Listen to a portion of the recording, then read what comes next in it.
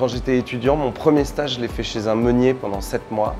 Et c'est ce qui m'a donné ce premier goût de la boulangerie.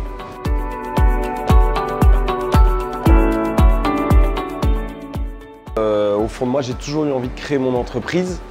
Donc pendant un an et demi, j'ai mûri cette question. Et en fait, j'avais envie de créer mon entreprise, d'avoir un métier manuel, en tout cas d'en apprendre un, et aussi d'être dans le commerce de proximité pour favoriser le local et l'entreprise de proximité. Et du coup, j'ai quitté à l'été dernier Danone pour me lancer dans mon CAP.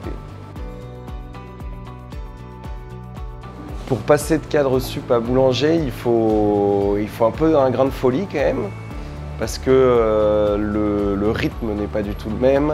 Le milieu de l'artisanat, c'est difficile. Et en même temps, c'est passionnant, mais ça reste quand même un peu difficile. Et puis la rémunération, c'est pas la même chose. Pour mettre en place mon projet, je me suis renseigné sur Internet pour trouver les différents accompagnements qui existaient. Et j'ai trouvé qu'on pouvait financer ces formations de reconversion par transition pro. Donc j'ai monté un dossier long, mais qui valait vraiment le coup parce que au bout du bout, j'ai eu un financement qui m'a permis de financer une partie de ma formation, et surtout la prise en charge de mon salaire pendant toute cette formation. Ce financement a été complété par mon entreprise.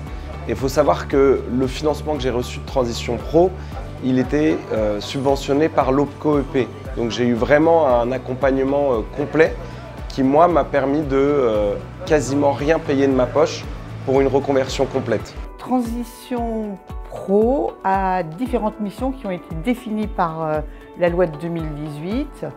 La première mission, c'est effectivement d'accompagner les salariés vers une transition professionnelle. Transition Pro a aussi d'autres missions.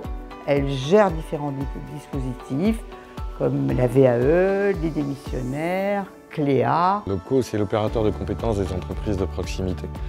Une de ses missions principales, c'est le financement des contrats d'alternance, la formation professionnelle et l'accompagnement des CFA sur l'apprentissage.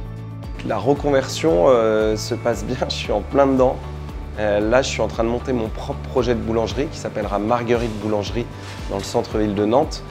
Et là, il y a plein de sujets. Il y a la création d'entreprise, il y a les financements, il y a la mise en place de la gamme. Et c'est hyper excitant. C'est beaucoup d'énergie, mais c'est passionnant.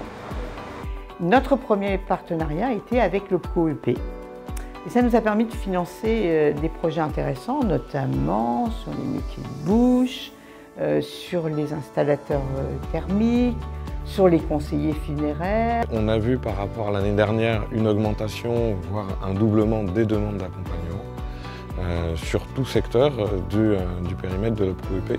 Les personnes qui hésitent à se reconvertir, je leur dis de ne pas hésiter et d'y aller à fond. C'est-à-dire qu'à partir du moment où on se reconvertit, c'est qu'on fait ce qu'on aime et donc on a une énergie qui fait qu'on arrive à faire encore plus que ce qu'on pensait pouvoir faire. Et en fait, après, c'est vraiment un accomplissement personnel très fort. Donc moi, je ne conseille que d'y aller à fond.